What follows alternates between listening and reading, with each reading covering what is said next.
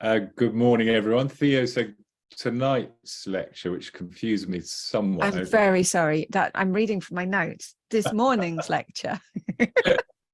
Because I saw you at home, so I knew you weren't abroad. You never know with Zoom, do you? Anyway, good morning, everyone, and it gives me great pleasure to be introducing Professor Gavin Flood, who, I mean, he's definitely merits the cliche of he really doesn't need an introduction. I'm sure everyone joining in knows exactly who Gavin is, but I will give a brief resume.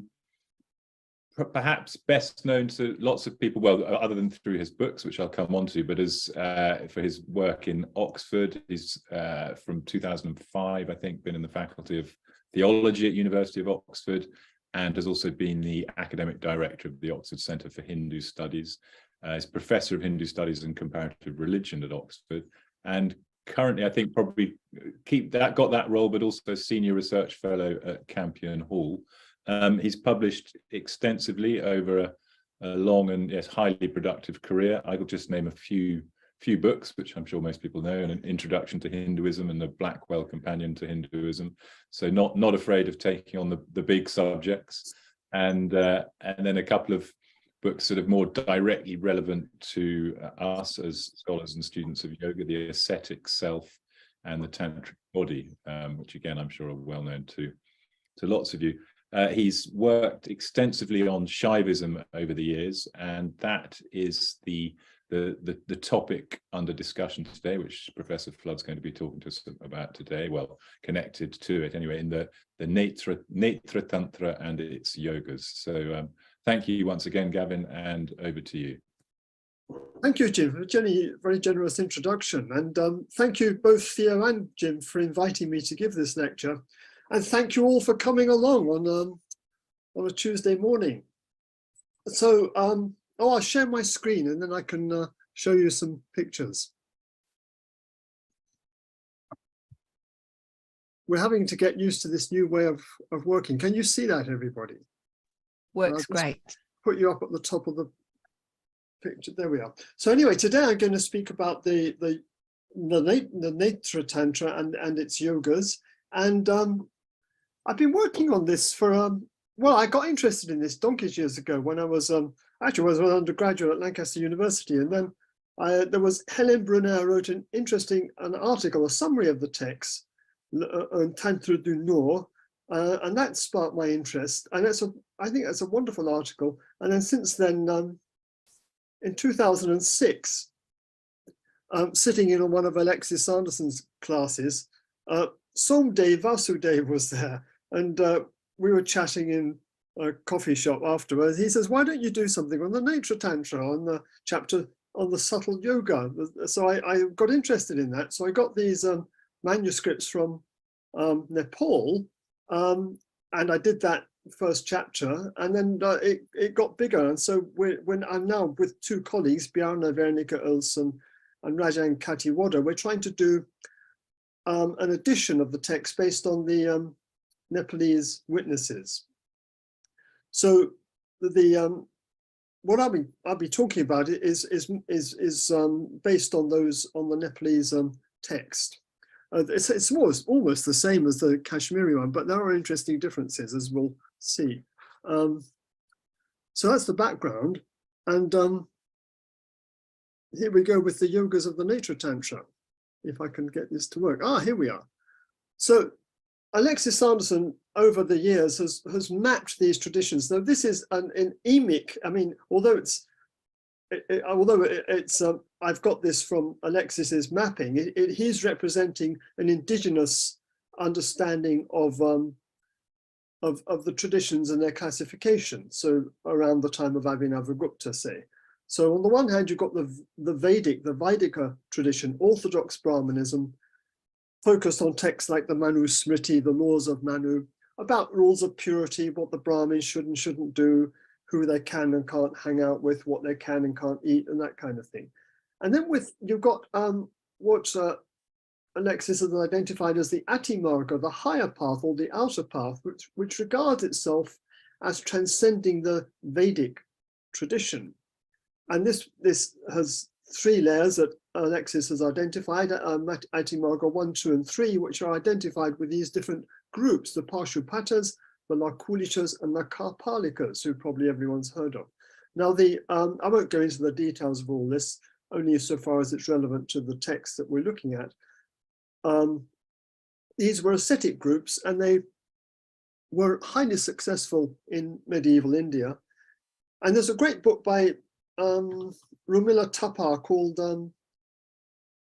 Somnath, and that's about a Shaiva monastic institution and temple in Gujarat, which was run by the Parshupatas.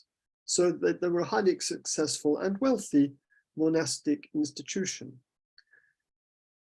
On the other hand, you've got these, what we might call the tantric traditions, the mantra marga, the path of mantras. That's really tantric Shaivism. So that's technically by tantra, we mean the mantra marga.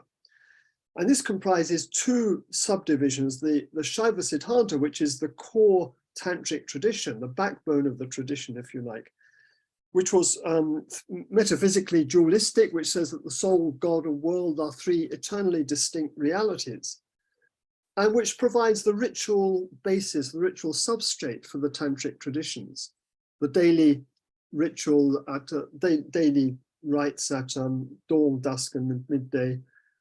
And then in reaction to that, you've got these, what we might call the non-Siddhanta, non-Siddhantika traditions. They used to be called Kashmiri Shaivism, but as Alexis points out, that's a bit of a misnomer because these traditions weren't restricted to Kashmir. And in there, you've got sects, different cults or sects, the Trika, the Kula, and the Krama. Now, the Netra-tantra is between these, if you like. It's not a transgressive text, but nor is it a strictly Shaiva Siddhanta text, because it's not dualistic in the sense that the goal it claims is becoming one with Shiva. So it's not becoming Shiva Tulya like Shiva, but it's becoming one with Shiva. It's not transgressive, as we'll see. And the other path that Alexis has identified, the Kula Marga, the path of the family of goddesses, and that leads into the Sri Vidya. Now, there is influence of the Shakta traditions on the Netra-tantra, as we'll see. And some people think, including Divakar Acharya here, thinks that it could be classified as a Shakta text, and my colleague Bjarne Vernica Olsen. I'm not sure about that myself, but anyway, we'll see. So the text in it states, it's dated by Alexis to be around 700 to 850 CE, and he bases this on internal evidence of iconography within the text. So a three-headed Vaikuntha and various other iconographic details which could only have occurred during this period. Now, in Nepal, the Netra-tantra occurs in Nepal in a different recension to the Kashmiri edition, and the older version is recorded in Nepal. So well, it's difficult to say. It was probably composed in Kashmir and went to Nepal, but it's possible that it was composed in Nepal and went to Kashmir. But certainly the Kashmir version, the Nepalese version seems to be the older version, because when it got to Kashmir, it was the text was cleaned up, was made more Paninian, was made more legitimate in terms of Sanskrit. And it's interesting that I did think that Kshemaraja may have been the one that cleaned up the text, but I don't think so anymore, because we were reading it, and in his commentary, he seems to have two readings for some verses before him, and one of which is the Nepalese version, and one of which is the Kashmiri version. So I think that Kshemaraja had access to both versions of the text. So it's called the Amriteshvara Tantra, that's Amriteshvara Tantra, of course, but in our text, in the Nepalese version, it calls it the Amriteshvara Tantra, wrongly. And Vishveshvara was the author, not the author of the text, but he was the one who was responsible for its copying in Kashmir. He was a minister in the king's court. He was also the author of an initiatory text, the Amriteshvara Diksha Vidhi, a Nepalese text on initiation and ritual for the royal family, and specifically for the initiation of kings. And Alexis Sanderson has written a very important and interesting article on the Netra-tantra and its role in its royal role, as it were. That's called Religion and the State, Shaiva Officiants in the Territory of the King's Brahmanical Chaplain. That's readily available online. Now, our text was copied at the bequest of Vishveshvara, probably for King Arimala, who reigned 1200 to about 1216, and or his son Abhayamala from about 1216 to 1255. He ruled. Now, perhaps it was because the king was sick. Perhaps it was the king's son Abhayamala who was sick, and it was copied for him. In which case it succeeded, because he died in 1255 from an earthquake in Kathmandu, Abhayamala. So he lasted a long time. Now, the Kirtidara is the scribe of the witness that we've been working with. And he writes at the conclusion of this work, this injunction by the Lord of Immortality, Mrityunjit, is completed, full and auspicious. This book, commissioned by Vishveshvara, was written by me, the scholar Kirtidara, on Saturday in the bright fortnight of the month March or April 320, which translates into 1200. I Googled it the other day and it gave me two possible dates, the 25th of March or the 1st of April 1200. So that's when he finished his work.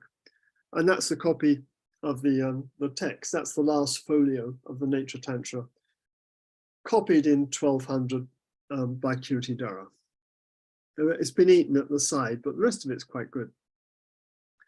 Now, the goals of yoga in this text are the goddess asks, the structure is that the goddess asks Shiva, what is the method by which all the suffering of beings in the three worlds are liberated? She asks that in chapter 2. And Shiva answers that it's due to the I, the nature, the I mantra, that beings are freed, and the threefold method, Now, what is this threefold method? That's what I want to speak about mostly today, but I'll just talk about other things as well. So the I mantra, it says, is the best, as the eye is the best of the senses. It illuminates all that exists. It's the very soul of all mantras, it says. So think of Lord of the Rings. It's the great eye, shining eye. Now, I think I'm going to let the text speak for itself. So I'm going to give you a load of quotes. You've got the Sanskrit in the handout, most of it anyway.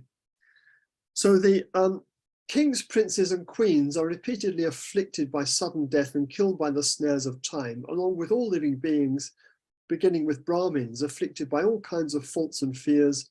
If they're singled out by the Bhutas, Yakshas, Grahas, Unmadas, Shakinis, Yoginis, Ganas, Bhaganis, Rudramachis, etc., Davids, Dharmanikas, by Rupikas, Apasmaras, Pishachas, and also others, Brahmarakshas and millions of Ugrahas. And they are free by simply bringing to mind what I am about to tell you. So it regards itself as very important because all these supernatural agents that oppress people are kept at bay. They free human beings from those forces. Now, I put Davyas in, I don't know what that means, Davyas. I put that in brackets because it also occurs, there's another text called the Ishana Shiva Guru Deva Padati, the ritual manual of Ishana Shiva Guru Deva, which was composed in Kerala. Now, it has almost the same list of supernatural beings that possess you. And there it calls these Davyas Davyas. I suppose that's plural, Davis, I don't know. Anyway, so I thought it was interesting, this list. So the text goes on, today I will tell you about the threefold method, which is definitely the best. It bestows the best supernatural ability, siddhi, and liberation, moksha, to be attained by mantra, yoga, and knowledge. So those are the three methods. I speak about that which is made of mantra, which possesses a threefold perfection, complete, associated with its own seal, mudra, the supreme, that which protects all. Some of this, I don't know what it means, but we'll talk about that. So the goals of yoga in the text are protection from these supernatural beings, siddhi, magical powers, moksha, liberation, immortality, and identity with Shiva. So whether these are all compatible with each other is an open question. Does it indicate that two things, that the text is very, very composite and it's lots of different things coming in, or it could indicate that the text is trying to be true to its universalist agenda, and incorporating a lot of different things, different goals into itself. So you've got levels of practice here. The term dhyana is used in the text to mean visualization, as it is in most tantric texts. It means visualization, meditation as visualization. But it also, I think, it refers to not so much to visualization, which is perhaps more of a Buddhist practice, but to the recitation of the visualization text. So I think it probably means that. Not only visualization, but perhaps recitation as well. And then it speaks about these three levels of practice: gross, subtle, and supreme. And this is a way of ordering. I think this is a way that the text uses to order a variety of practices that it's aware of at the time of its writing, and that it's trying to incorporate into this universal system. And it's concerned with the sadhaka, the practitioner. And it assumes the Shaiva Siddhanta structure of initiation, and where you become the two initiations, the Samaya Diksha, where you become initiated into the tradition, and the Nirvana Diksha, which guarantees liberation. And these practices are for the yogi and for the king, or somebody doing it the yogi doing it on behalf of the king. And it's concerned with initiation and consecration. So chapters 4 and 5 and daily rites, chapter 3, are concerned with that. Now they're quite thin chapters, so it's probable that the text is just assuming that the reader knows those practices from other texts. So you've got a hierarchy, an implied hierarchy of texts, in which it assumes that lower revelation, if you like.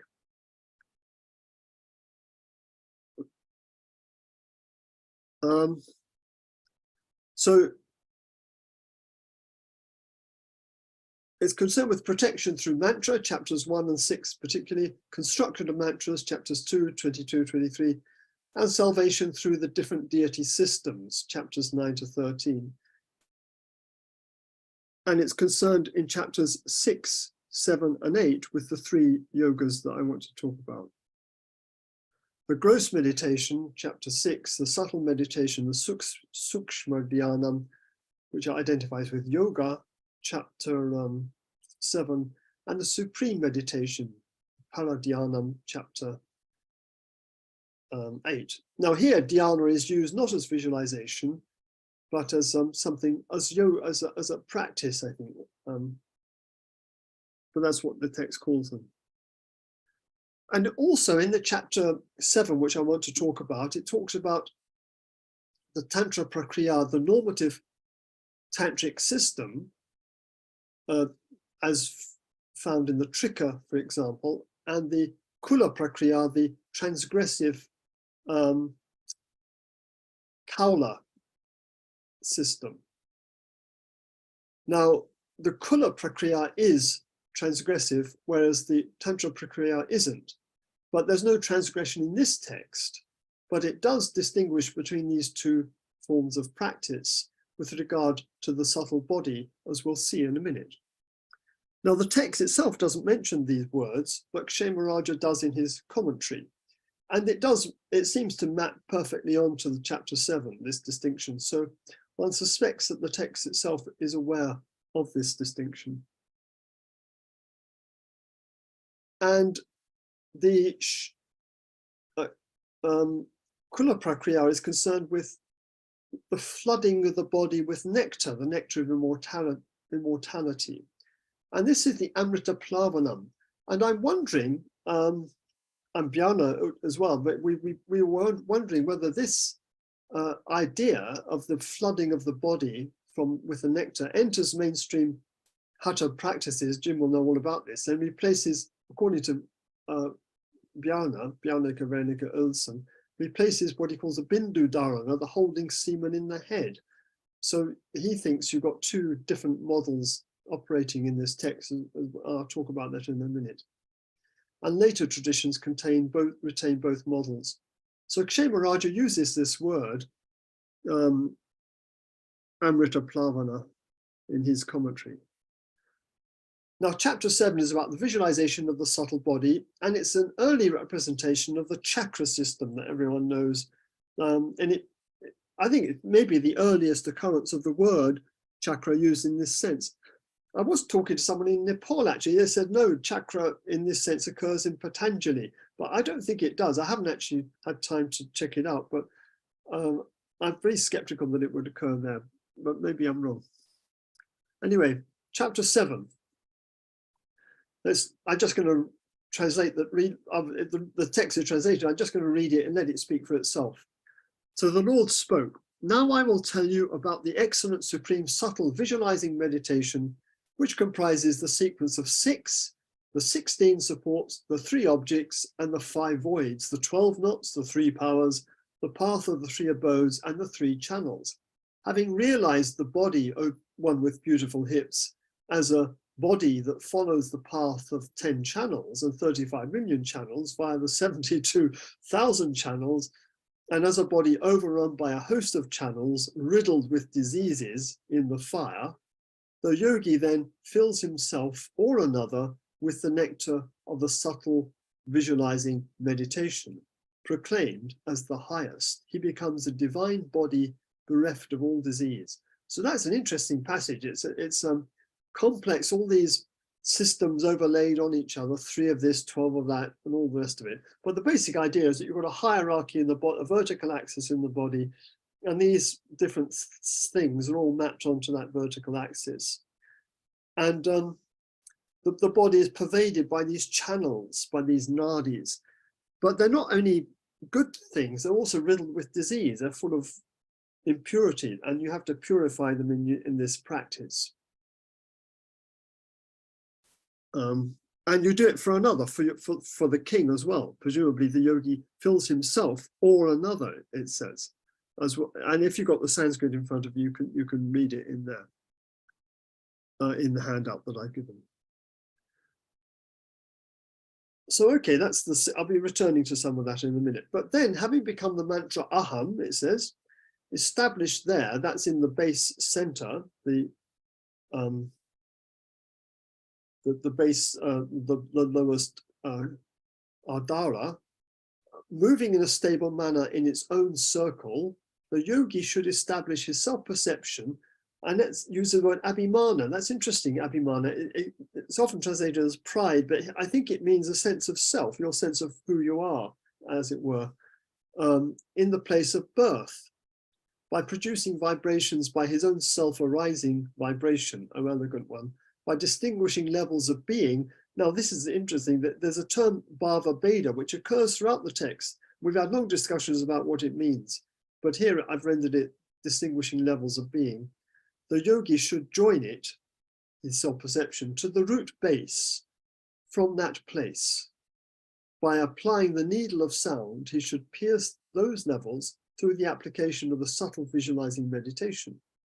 Having pierced the 16 centers and the 12 knots, the one who has mounted the path of the central channel should penetrate steadily towards the highest.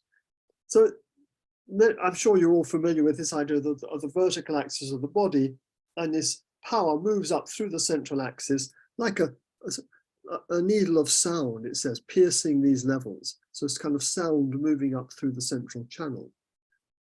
And the yogi who has entered that highest condition becomes equal to Shiva, the all-pervading, due to the power which has been stirred up, who drives away all diseases completely, or which drives away all diseases completely. And having filled the interior of the heart again by that path, he causes the penetrated elementary matter of the channel of the elixir, bit of a mouthful, obtained by meditation, to rest there.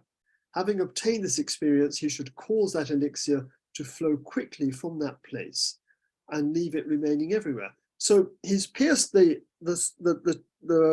top of the head, and then the nectar that's contained in the top of the head flows to the heart, and from the heart floods the body. So you've got this nectar of immortality which floods the body. So this is what Bjarne calls a Shakta model, if you like, of the flooding of the body, as opposed to the other model where you retain this power at the crown of the head, in the head, or at the top of the head. So it then says, one's own body entirely filled with the supreme infinite nectar and with the joy of non-death and non-old age becomes completely filled with the subtle sound, both internally and externally, O beloved, due to the conqueror of death mantra, and by the yoga of the visualizing meditation. Then that divine body is attained quickly and truly in no other way, O goddess. So that's the chapter 7. Well, that's the Shakta method. It also talks about the other one where you just leave the power at the crown of the head. I won't talk. Yeah, if I talk for about another 20 minutes, then that will give us plenty of time for questions and discussion. So having attained, the chapter concludes, having attained the condition without suffering, the yogi should discover through his own experience, that his own true nature is Shiva, whose nature is will, cognition, and action, Icha, Jnana, and Kriya. Having attained the subtle state of the Lord of immortality, the yogi becomes immortal. Then, having become immortal, he will become the conqueror of death without doubt.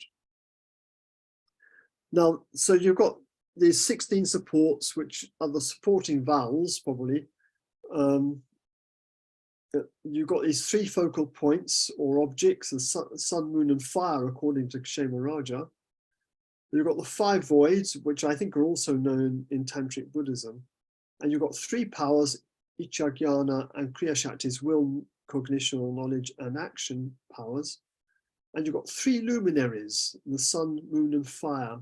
Again, possibly, I'm not 100% clear what they are, but I think that's what they are. And the 3 channels, the Sushumna, the Ida, and the Pingala, which we get in later Hatha Yoga texts. So the sun, moon, and fire, quite interesting, that occurs in later traditions as inner visions.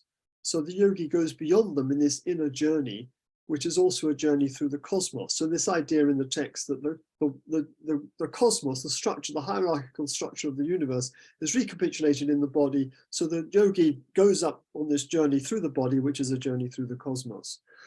And there are recent parallels to this idea. I was reading something in the Radha Swami, 19th century Shiv Dayal Singh talks about the moon being the Sahasra, what he calls the 1,000-petaled lotus.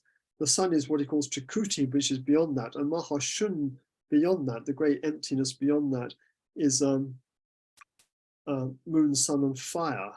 So I was wondering if that's an echo in that tradition of this earlier kind of system of these inner visions. But I'm hesitant about reading back modern ideas back into the ancient text, but sometimes it can be useful, and they do offer possible interpretations, which is why contemporary anthropology fieldwork can indeed inform our understanding of the meaning of texts and vice versa.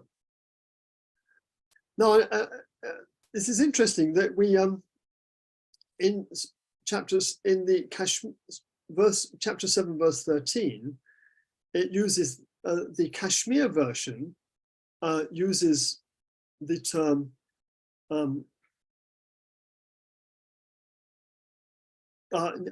virechayet, one should emit, or what is it the other way around? Sorry, it's the other way around. Virodayet, one should hold the power at the crown of the head, and the Nepalese rendering uses virechayet, one should emit. So I'm wondering if, I thought this was interesting, this distinction. It could mean that they both really talking about this, meaning the same thing, but it did provoke thought that perhaps the use of these different verbs referred to different models, the flooding of the body or the retaining of the power in the head. Does this reflect a Shakta anthropology, as Veronica Olsen argues? So the Amrita Plavanam is the flooding of the body with nectar. Yeah, as Sir Veronica Olsen argues, that it enters the mainstream Hatha Yoga. I don't know the details. Or the other things I was interested in was shoshana and burning. So you've got plavana, flooding, drying, and burning. And these are practices of visualization in which the impure body is imagined as being dried up and then burned to ashes, followed by being flooded with nectar arising from the union of Shiva and Shakti at the crown of their head. So I think this is referred to. So there's another text, the Netra-tantra, which is later. I don't know the dates of it, I'm afraid, but it's probably much later than the Netra-tantra. And you've got that practice here too. So repeating the saving syllable Om 12 times, the yogin should retain the breath in the middle channel. Then you should dry up the body with the wind seed syllable, uttered for the drying up of the body. And again, as before, having exhaled the inhaled breath, he should retain it. Then he should burn the body with the burning seed syllable, called the burning of the body. And again, as before, having exhaled and having exhaled and inhaled, he should retain the breath. He should meditate on the flooding and should flood the body from head to toe, O goddess, with the nectar held in the head, following the union of Shiva and Kundalini. So it's possibly much later. I don't know the date of that, but it's much later, I think. But anyway, it's interesting. There's the Sanskrit for you there. We can refer back to that if you want to. So you've got three closely related practices here. You've got plavana attested in the Netra-tantra, the Hatha yogic plavana performed in conjunction with shoshana and dahana, drying and burning, drying, burning, flooding, and or the other way around, burning. No, I can't remember the sequence. And the pan-tantric ritual practice of the Bhuta Shuddhi, the ritual burning of the body, which is performed in the Shaiva Siddhanta every day. You symbolically burn the body in your imagination, and then you recreate the body as divine through with nyasa. We've got Bhuta Shuddhi nyasa, recreation of the divine body, internal worship where you visualize the deity, and external worship where you perform puja to an external icon. Now, this points of note, this is possibly the earliest occurrence of the chakra in the sense of bodily center. And interestingly, Bjarne Veronica Olsen's two models of a person implied in this text, in the yogic and the Shakta image of the holding the nectar or flooding the body with nectar. I wouldn't like to make too much of that, but it's interesting. So, oh yeah, there's 18th century famous, these are, I just thought I'd show you the pictures, the Chakra Man from the Wellcome Institute manuscript, probably about 18th century, and there's two of them, there's another one there. 18th century chakra. So anyway, I think these are possible. This might be the earliest occurrence of this, the word chakra used in this sense. This is a very curious picture. There's a figure, he looks like he's falling off of the ladder or something, that figure on the right. I don't know what he's doing, the black figure. Seems to be falling off the ladder. I don't know. Anyway. Now, so that's the subtle meditation. The next chapter is on the supreme meditation. I'm just going to describe these practices. So what do we mean by supreme? We mean closer to transcendence, more immediate access to the supreme. The yogi becomes Shiva. And the yogi shines forth as Shiva, who is the omnipresent, all-seeing and all-doing. And I will speak about that condition which, beyond which there is nothing else, he says. And Shiva says, having attained that state, the yogi becomes ageless and deathless through identification with it. It is the eternal which speech cannot express. This is an interesting passage. That cannot be seen by the eye, that cannot be heard by the ear, that the nose cannot smell, that the tongue cannot taste, that the sense of touch cannot feel, that cannot be thought by the mind, free from all colour and taste, yet it is endowed with all colour and taste, immeasurable and beyond the senses. So it's apophatic kind of theology here. And when it is attained, the text goes on, O goddess, the yogis become free from old age and death through their exalted practice and supreme detachment. Due to the abandoning of passion and hate, due to the destruction of greed and delusion, O beloved, due to the abandoning of intoxication and jealousy, and due to the destruction of self-conceit and arrogance, the yogi certainly attains the eternal, imperishable, supreme Shiva. If he attains that merely in the blink of an eye, then henceforth he is liberated and not born again. He may attain this realization by means of the eight-limbed yoga and not otherwise. Aha, so here we've got Ashtanga yoga, eight-limbed yoga. Is that right? Well, it is and it isn't right. It reinterprets the eight-limbed yoga in a new way. So it says self-control is said to be the end of the world of becoming, eternal and supreme. Restraint is constant meditation on the supreme reality. Having settled into the middle breath between the paths of exhalation and inhalation, supported by the power of knowledge, posture is abiding in that. So it's a rereading, it's a new interpretation of the eight limbs of yoga. Having abandoned the gross condition of the breath and so on, he should similarly abandon the inner, subtle inner path. After that, the yogi will attain the supreme vibration beyond the subtle. And this is called breath control, from which the mind does not move. So it's in keeping with the text hierarchical understanding that the supreme yoga is through the reinterpretation of the Ashtanga is going beyond the subtle level, and it's realizing the truth of the absolute reality, as it were. So then it talks about the fluctuations of the qualities beginning with sound are experienced by the mind, abandoning which the yogi may enter the supreme place by his own mind. This is called withdrawal, cutting the noose of becoming. So the fluctuations of the mind, we all know that from standard yoga, they're abandoned by entering the supreme place by the power of your own mind, and that's called withdrawal.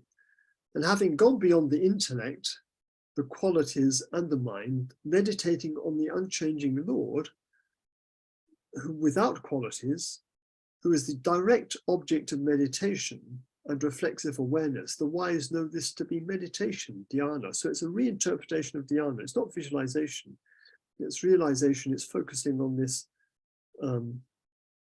this eternal object, which is also the subject. The Supreme Self is held by the supporting concentration at all times. That supporting concentration is defined here as the destruction of the bond of becoming.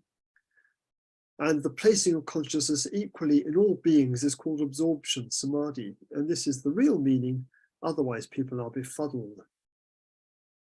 So there we are. So having discerned the absolute state in the mass of consciousness and unconscious matter, the wise know that absorption to be the eternal nature. So you realize this self is free and absolute. Having firmly perceived the supreme state, time is cheated, and he becomes the supreme Lord, the deathless Lord, O goddess. He becomes a conqueror of death, and time does not bind him. So there's the Sanskrit if you want to refer back to it. So that's the supreme condition. And now I'll go back to the chapter 6, which is one of perhaps the more interesting ones, because it's about mantric and ritual cure. So we've got the very highest, we've got the subtle, and now we've got the gross, the stula yoga. And this is concerned with protection from these supernatural beings that it's already listed in chapter 2. These families of supernatural beings who are governed by a chief deity. So the Vinayakas are governed by Vignesha, and the mothers by the different goddesses, the 7 mothers. And through making balis, through making offerings, blood offerings to these, ablutions, fumigation, mantra, and pious works, the mantrin should make offerings in remote places and at the junctions of the day. And the NT records a number of these practices in this chapter, in chapter 19 and in chapter 6. So in chapter 19, it says that the practitioner should make offerings on the bank of a river or in a cremation ground, in a forest, in the ritual diagram of the mothers, and in the early morning or at midday. And at midnight, he should offer plenty of water mixed with rice to them. The offering is to be presented to them and they become satisfied by it. For whatever the boundless mothers situated there or near, I'm not sure what that is, Tantra style, desire to destroy someone, then you should worship the eternal great mothers, the seven mothers, Brahmi, Maheshwari, Kamari, Vaishnavi, Varahi, Indrani, and Chamunda. So these are famous. This is a 12th century image. I think this is from Orissa, but I'm not 100% sure. You've got Virabhadra and the seven mothers and Ganesha at the end. So there were a fairly standard list of these goddesses. Now in chapter 6, these goddesses, they govern hordes of other lesser deities who cause trouble to people.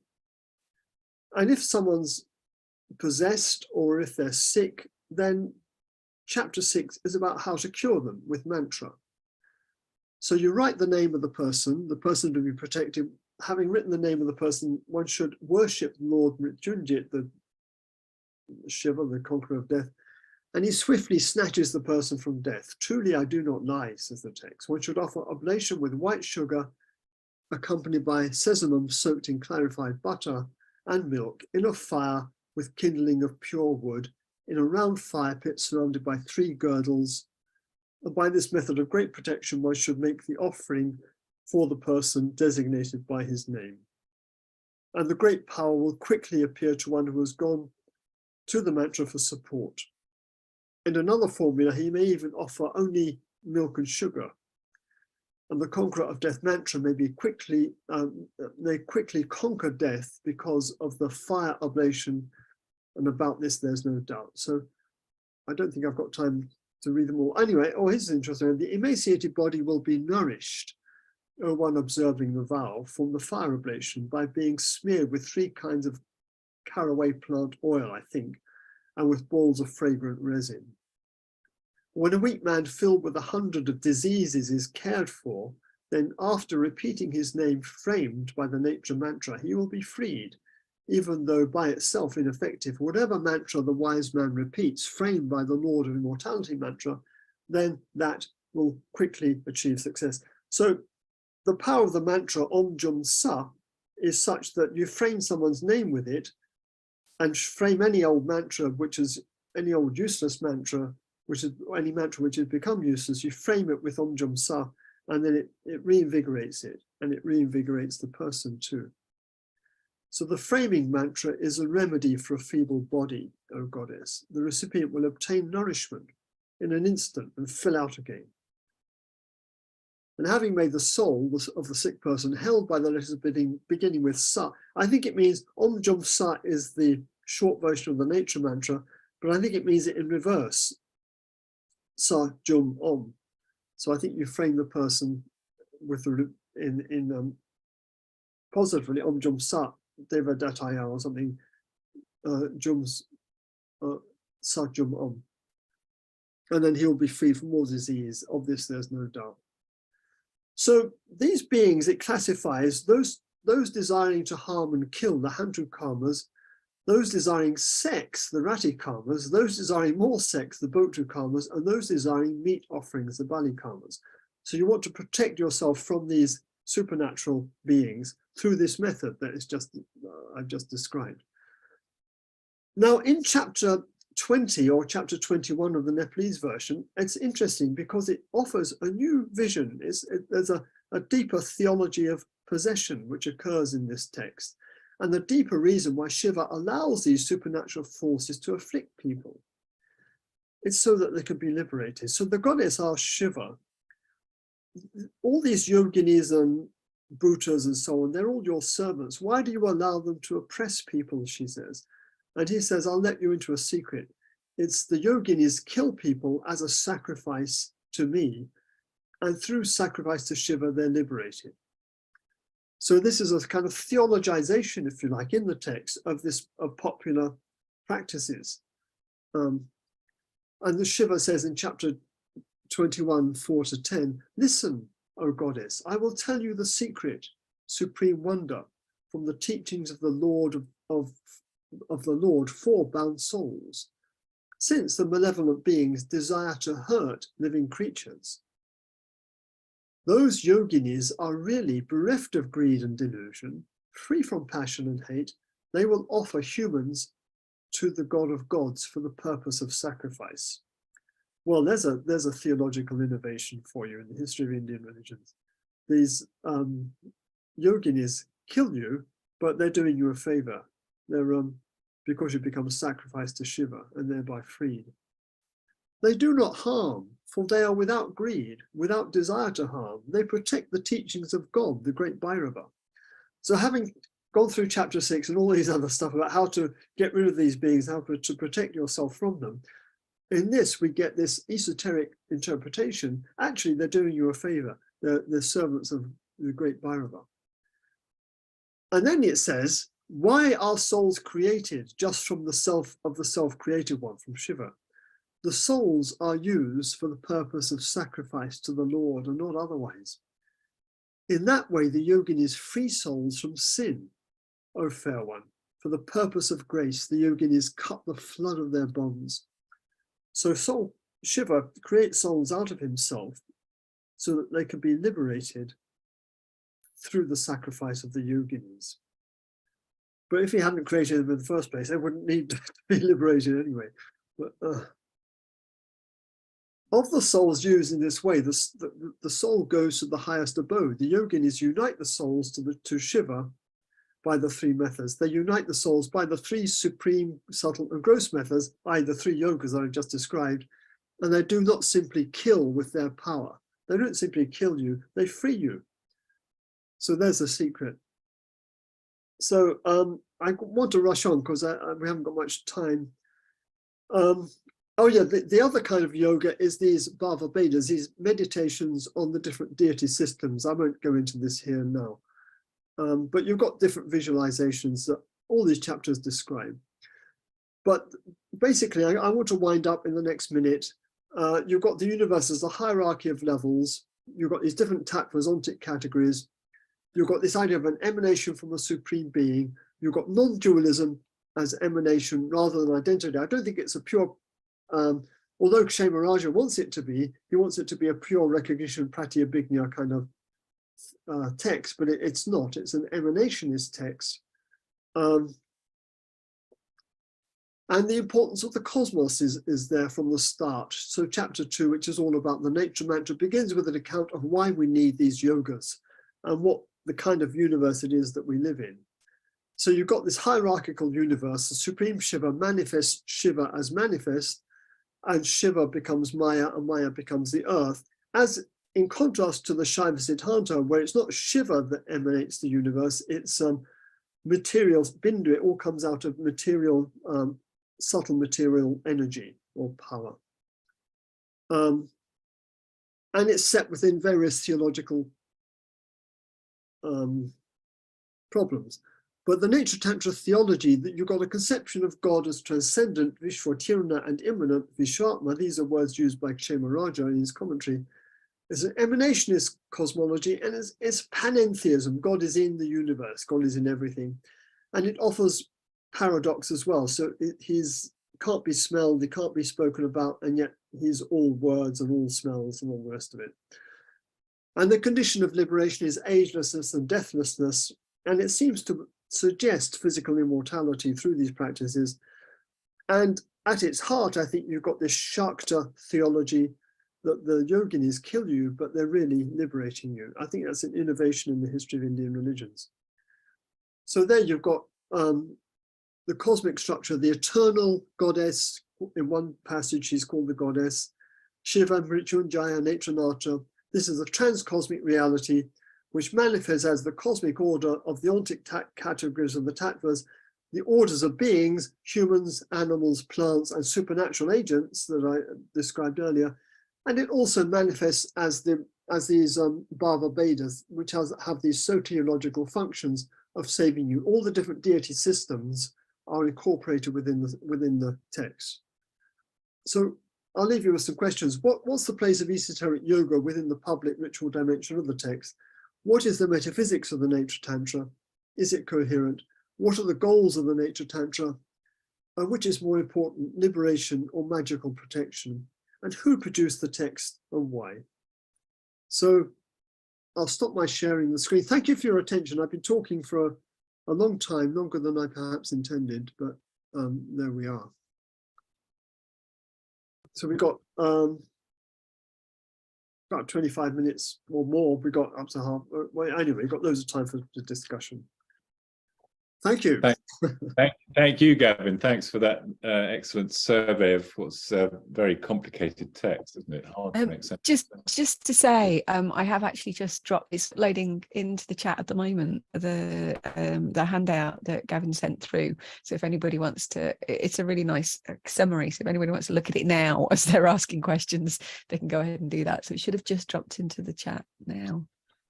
Great. Yes, yeah, I've got it. Thank you, Thea. Yes, thanks, Gavin. Reminded me, I haven't looked at the Netra-tantra for a while, but it's some very esoteric material in there. It's an interesting mixture, and it threw up loads of questions for me. I shall try to restrain myself, but at least at the beginning. So something in the chat there. Shall I have a look at the chat? I think that's just your handout's okay. been logged in. You don't need to look at the chat. I will keep an eye on the Q&A. Don't worry. I'll curate any questions that come up.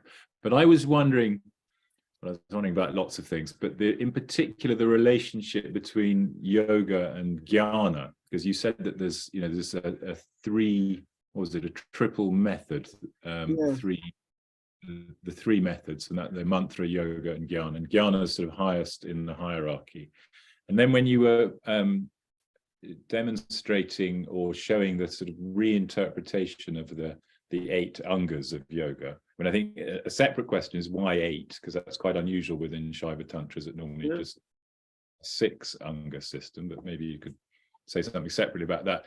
But I was the way that the different angas are reinterpreted in a almost sort of Gnostic Jnanin way, that firstly rather reminded me of a text called the Aparokshanubhuti, which is probably quite a lot later, maybe 14th, 15th century Vedantic text, which does the same thing. It has a 15 anga system of yoga.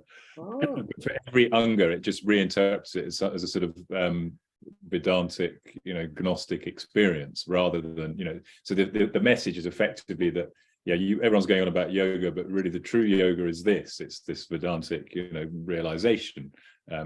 I guess that would, I'm no expert on this, but I guess that would be related in some ways to the sort of Shaiva Pratyabhigya. So I was wondering, but yet at the same time, as you demonstrated, there's lots of material in the text saying how important yoga is. Sure. So I wonder if you could reflect on that. I mean, do you see, and we find this a lot, certainly in the sort of text that I work on, there's a tension between yoga and jnana, and it feels like some sort of long-term argument is being worked out depending on the relative position of the two.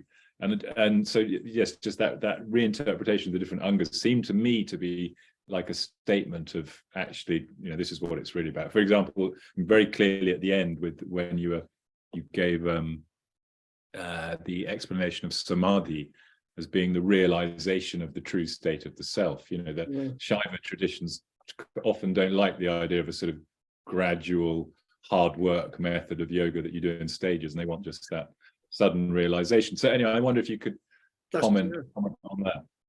That's great, Jim. Yeah, you've articulated it very well. I think you're right. There is a tension, if you like, between jnana and yoga expressed here, because I think that's what the text itself claims to be universal, and so it wants to reconcile these different things. But of course, it puts jnana at the top. So the true realization, the deeper one, is the non-realization in a sense, because we are already that knowledge, that reality. So we just have to open our eyes to the truth of the matter. So it reinterprets these angas. Yeah, why I thought that, why not the Shadanga? Why not the 6 limbs, which is the Shiva thing, you know, they've got 6 limbs. So it's interesting that it should choose the 8-limbed system. So I suppose in response to that, there's a couple of comments. One would be, yes, I think there is a tension, if you like, in the text, and it privileges jnana over yoga. Secondly, it uses the word yoga in 2 senses. One is to refer to these all 3, gross, subtle, and supreme. In the later chapters, it refers to all 3 as yogas. But earlier on, it referred to them as dhyana. So it does at least in one place, it uses yoga as a synonym for dhyana. And so it uses the word yoga in 2 senses, I think. One is to refer to all 3 practices, and the other is just to refer to the subtle practice. So maybe when it just refers to the subtle practice, the sukshma dhyana as yoga, and the paradhyana as jnana, maybe that's reflecting that tension between the 2. And it's there explicitly saying, actually, knowledge of your identity with Shiva is a higher spontaneous realization than all the effort you have to put into visualizing yourself going up through these different levels within the body. Because at the end of the day, why bother with all that subtle yoga and even the gross yoga if all you can, if you just got the 8, I mean, you just need the jnana, you just need the supreme yoga, really, I would have thought, to achieve all your heart's desires, all your liberation and power. But yes, I think that's right. I was interested in that other text that you were talking about, the aparoksha, whatever it was that you said. Anubhuti, aparoksha anubhuti. It's sometimes attributed to Shankara, but very unlikely. But yes, it does something very similar with this reinterpretation of the different. I've never come across that reinterpretation of these yogas before, so I was fascinated by that. And that does seem like an attempt to put yoga in its place to some extent. I think you're right. Yes, to put yoga in its place. And I was also, well, there are lots of other questions, but one, I mean, I think you were sort of referring to hatha yoga, and I mean, I would say that the big difference, and from my, I haven't, as I said, I haven't looked closely at the Netra-tantra for a while, but I don't think, I mean, I'm pretty certain it doesn't have any physical practices in it, does it? I mean, no physical practices, no. Nothing. Quite the opposite, almost, as you pointed out, that the practices associated with yoga are almost exclusively dhyana, aren't they? It's various meditation, visualization. That's right. That's right. It's very unphysical in a way. Oh, it's got the possession stuff, and that, I suppose, that's the ritual diagrams and framing the person's name with mantras and all that. But that's the only real practices it seems to refer to. That's right. That's interesting. And then, it seems also, I mean, I hadn't really thought about this before, but in the course of your talk, there are lots of triads keep cropping up. And is that a theme that's inherited from the Trika? Is that a it could be inherited. I haven't thought of that. It could be, yeah. It could be inherited from the Trika, yeah. But yeah, there are triads all over the place. There's Icha, Jnana, Kriya, Shaktis, and there's the 3 yogas, and there's three luminaries. There's 3s all over the place. That's right. And it maps them onto each other sometimes. But I was interested that I've never come across anything like this before, that this sort of esoteric interpretation of possession it's a theologizing of it's a Shiva takeover of popular practices, in a sense, because it's saying, this is the real meaning, this is the deeper meaning that we have of these popular practices of possession and exorcism. I mean, in those days, if your kid's sick, you'll do what you can to get them well. And I mean, before we knew about the etiology of disease and so on, you employ a mantra to get your kid better, you know. It's a very curious sort of juxtaposition, though, of quite sort of jungly sorcery type practices with this more rarefied, like you said, That is interesting, isn't it? And there's not many. There's only, to my knowledge, the Ishana Shiva Guru Deva Padati, which has got stuff on all this possession and exorcism. So I think it's a rare text because it contains that material. So it kind of offers a window into popular practices at the time. So it's interesting because it seems, as Alexis shows, it seems to address the king and the royal family, but it's also got all this stuff which seems to reflect much more popular, widespread, common practices of ordinary people.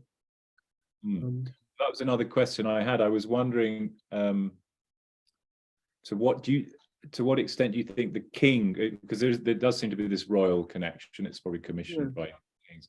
Do you think that the king or kings would have been expected to practice these yogas as well, to perform these practices? Is there any indication there? Because normally, I mean, what we find in some Shaiva traditions is this idea of the special diksha for kings that sort of excuses them from doing ritual and having to do anything. They just, by getting the special Raja diksha, then they can carry on as kings, but still get enlightened and so forth. So is there any indication within the text of whether kings would be expected to actually do these practices? As far as I can see, I think no. I think the opposite, in fact, because of this. There's a slight disagreement with Bjarne about this phrase "for another." Does it mean the yogi does these practices for the king? I think if for another means for the king, then as it probably does, then I think that's the mantra or the yogi does it for them. They don't have to do anything. As you say, they get initiated, and that guarantees them liberation. And so they don't have to worry. The king has commissioned the text in order to instruct the sort of yogis who are doing the dirty work for him. That's right. That's what's happened, I think. Yeah. So Kirti, I often wonder about what's the material conditions. I mean, Kirti Dara, who's getting him the ink and who's making the palm leaves for him? How much is he getting paid to write it? How long does it take him? All these questions I'm very interested in, but it's very difficult to access those kinds of questions or the answers to those questions. Indeed. Well, I think we're meant to be getting the Q&A is where if any people want to put questions up, they go in the Q&A. People might be confused, Gavin, because we've slightly changed our format. But at the moment, okay. There's no questions. Yeah, it's good. I think everyone might be quietly reading, trying to absorb the handout as well, which is really fascinating. It's really good. No, it is really good. I just think it's slightly blown people's minds a bit. I was wondering, when you're talking about material conditions, so as a kind of as a modern specialist, that's what fascinates me as much as anything else, is the different audiences that this is written for. So you've got this idea. I just want to kind of clarify that. So you've got this kind of like the everyday kind of, these are the practices that will help cure the diseases in your kid and so on, that you were saying, that is the pragmatic everyday kind of person. And then you've got kind of, it's the theology more than for kind of the ritual specialists to understand, well, how does this fit in with other things? And then also this kind of like, and this is what you do on behalf of your kings and your leaders if you need to do that. And I just wonder if you could say more, if you thought about that, the multi-audience nature of the text, if that makes sense. I agree. I have thought about that, and I think that you're right. I think it says it's samanya, it says it's universal, and I think part of that universality is it wants to appeal to all levels of society. Certainly, it wants to get in with the kings and the hoity-toity people sort of things, because they'll support it, But it also seems to me to be aimed at ordinary people. Anyone can employ a mantra or use the nature mantra themselves to get a better job or to get cured from a sickness. So I think you're right. It does appeal to, and it's also written, so it must be for a literate. It must all of these texts must be for a fairly educated audience, because they're in Sanskrit. They're written in Sanskrit. That's right. So when we're saying everybody, we're specifically saying Brahmin everybody's. Yes, that's right. We're saying Brahmin everybody's. That's right. That's right. We're saying, and presumably ordinary people would have to employ the local mantrin who would be able to perhaps read this text or at least know these practices. So I'm just wondering again, forgive me if this is obvious as a modern specialist rather than a pre-modern specialist, but then do we have any sense of what other levels of society are doing? Very interesting question. I'm really deeply interested in that. I don't know the answer to that. Perhaps if we don't have the text. We don't have the text. There's a text called the Ishana Shiva Guru Deva Padati, which is from Kerala. It's very similar because it talks about these practices, how you cure people from possession, and that's interesting because that seems to be looking at the lower strata of society, because it talks about people who are possessed writhing around on the ground, and it doesn't make a distinction between the possessed person and the being who possesses them.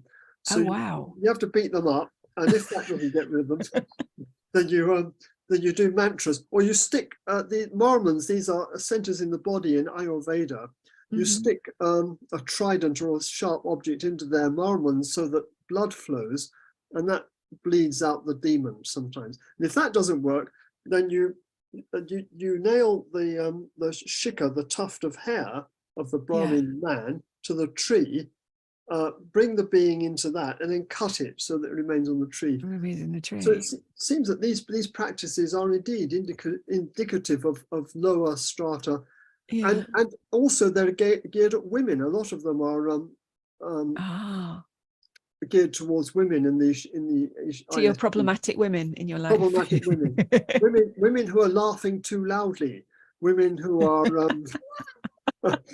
women who are standing at a crossroads, women who pretend to be of a different caste, women who are naked, women who are stepping outside of their what they're supposed to do, they're subject to present, yawning. Oh my God. I guess I'm reminded of the history of how we treat mental illness in lots of parts of the world. The early treatments do seem to be quite violent in many ways, and it's a lot about this is how you treat people who repeatedly socially transgress, is beatings and bloodlettings, and oh really, that's probably, is that it? That's very, is that, I didn't know that.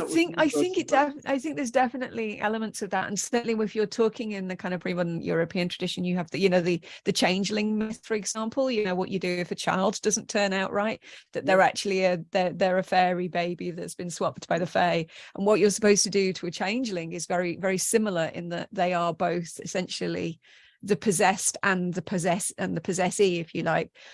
So you're supposed to kind of burn them and do horrible things to them to make the changeling baby disappear and your real baby come back, basically. Wow, isn't that interesting? It's almost the same. That's what's fascinating. Fascinating, because you've got what you were saying now.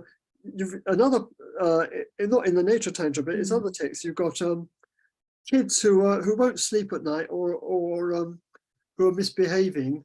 You've got rituals to put them right, Yes, ritually beating them to make them go to sleep. Do we have a couple of questions coming in, Jim? Have I opened the floodgates? Yeah, we've got one question. We've got a couple of people saying they can't see the handout in the chat. I'm not sure why, because I can see it clearly and was able to download it. And you have to click on it. It's not sort of immediately. They do. They may not have the chat box actually open. So if you see chat down, the thing that says chat down the bottom, click on it. It should bring up the thing that says webinar chat. I have sent it to everyone, so it should say it. But also, if you really can't get it, drop me an email at cys@soas.ac.uk. I'll put that in the chat as well, and I can send it to you by email if you can't figure it out. Yeah, I can send you a more updated handout if you like, because some of that material wasn't in this one.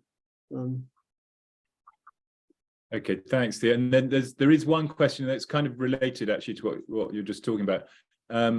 Do I read them out, or do we go to the question? I can't remember, sorry. As you wish, you can read it out. If it looks like a long one, do you want to paraphrase it? Effectively, it's saying that some teachers about psychology say that you can't really cure psychological diseases. You have to just put people on medication. Seems like a fairly extreme position. But the questioner, who's Stephanie Quastio, is asking, she was saying that she would like your point of view concerning yoga and the possibility of healing people with certain mental conditions. Wow. By beating them with Tough sticks. question. I mean, maybe you Tough can reference question. mantras from Netra-tantra. I've got no view. I've got no. I mean, it's possible. I just don't know. I'm afraid. It's not my. I wouldn't like to pronounce on that. I'm sure yoga has many. I mean, Jim can answer better than me. Yoga has many benefits for people, but whether it can cure mental illness, I don't know. I wouldn't like to say. Does it to a certain extent depend on what yoga we're talking about? Because the kind of yoga we're talking about here seems to be involving poking people with tridents and beating people with sticks, which is possibly not, has a very different effect to a nice gentle sun salutation. That's right. Yes, I mean because people who are sick and so on, or who are misbehaving, they thought that's the worldview through which they interpreted these these things. In a way, they couldn't have done anything else in a way. Because they didn't know about the etiology of disease and so on. They didn't have the category. Well, they did have mental illness. Did they have the category of mental illness at this time, Jim? Would it? I'm sure there would be a manas, particular mental diseases, but I'm not sure they get addressed in yoga texts. But mind you, yoga texts claim they can do anything and heal more or less anything. So I would have thought you find it within the textual tradition, but I don't think that's what the question is after.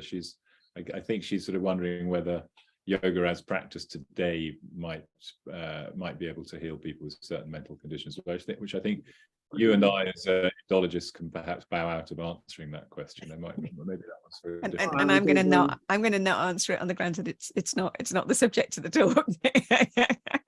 I just don't know the answer, I'm afraid. I have some idea what the nature of the research is. Inconclusive would be my answer. Yes, inconclusive. Yes. That's a great. All research is, isn't it? Just. We've got another question there, which is from Alexa Cohingston, saying that thank you for sharing this very interesting text. You mentioned this is the first early representation of the chakras. Can you develop this more? And is there any reference to any of the specific chakras and healing through these centers in the body? Let me just chip in there. There is a mention of a Nabi chakra in Patanjali, by the way. Oh, there is? Yeah. Okay. And I think we get a couple of other similar things, but it's very unsystematic. I think this is one of the earliest systematic descriptions of a group of chakras. Yeah, anyway. But I think the questioner would like you to elaborate a little bit more. Well, you probably can more than me, but I think that's, I mean, I thought I was just as a systematic thing where you've got this description in that first few verses of chapter 7 of these systems mapped on top of each other. Helen Brunner's got an interesting diagram in her article, the way she maps them all out. So you've got the hierarchy of the body, and these chakras are mapped upon on this hierarchy in the text, and so it's very systematic. It's very clear, and it's built up. So you've got the 16 supports, which probably correspond to the 16 vowels, 6 chakras, and 5 emptinesses, and all these odd kind of things all mapped onto each other. So a couple of comments. One is that I thought this could be the earliest, but I don't know that, earliest systematic representation of the chakras. I'm interested to hear that you've got Nabi chakra in Patanjali. Didn't know that. That's probably what this fellow in Nepal was talking about. What was I going to say? There was another point I was going to make. Yeah, it's a systematic, the first, a very early systematic construction of the hierarchy of these. I think the questioner was wondering also if there's any reference to healing by visualization practices on these chakras. Oh, I see. Not in chapter 7. You don't have that. What it's concerned with is the rising up of this power, this aham mantra, through the central channel to the crown of the head. And once it gets there, either stays there or it releases the nectar of immortality to flood the body. And that's all it seems to be concerned with.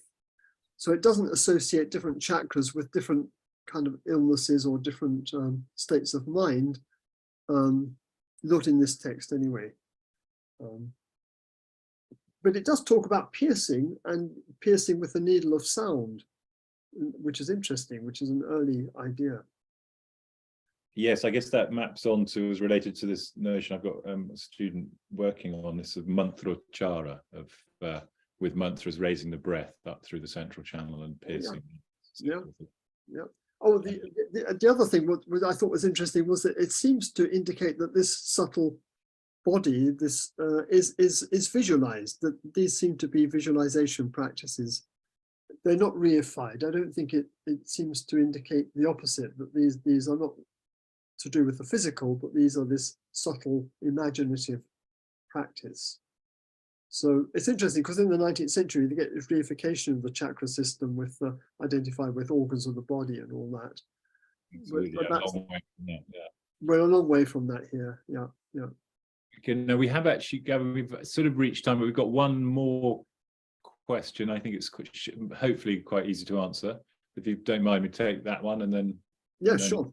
We'll wind up. Yeah, great. Fernando Rios saying, in mantra yoga, the mantra should be recited, or should it, or actually this missed out a word, or should something internally in coordination with the breath? Oh, I see. It's the idea is whether it's vocalized or whether it's a more of a sort of I think in the gross yoga, when you're getting rid of possessing yoginis, I think it's uttered. I think it's Om Jum Sa Deva Dataya Jas Jum Sak Jum Om, something like that. But I think in the internal, in the subtle one, I don't know, this is just my view, I haven't got any indication in the text. It doesn't say do it quietly or do it loudly. I suspect the mantra aham is uttered privately or under the breath, but it doesn't say. In your translation, did it say something about raising aham as well? That's raised. So that seems to be perhaps connected with this notion of mantra-chara and. Oh yes, of course it would. Breath and going up central.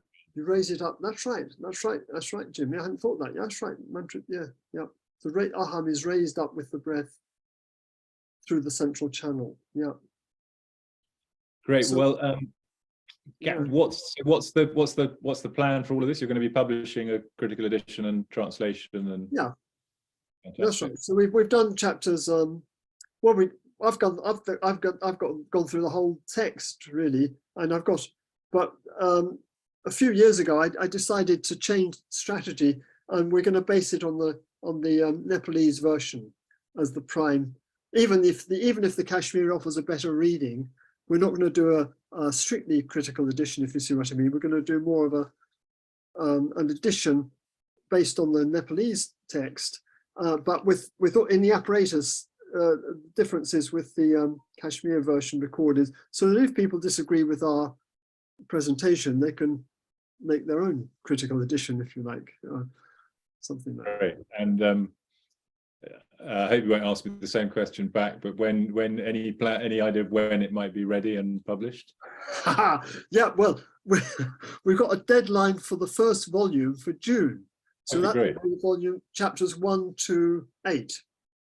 Okay, so that will be in 2 volumes overall. 2 volumes, yeah. Okay, great. Keep an eye out for that. Getting it. So shame though, the most interesting chapters, all this stuff on chapter 19, the nature of the yoginis and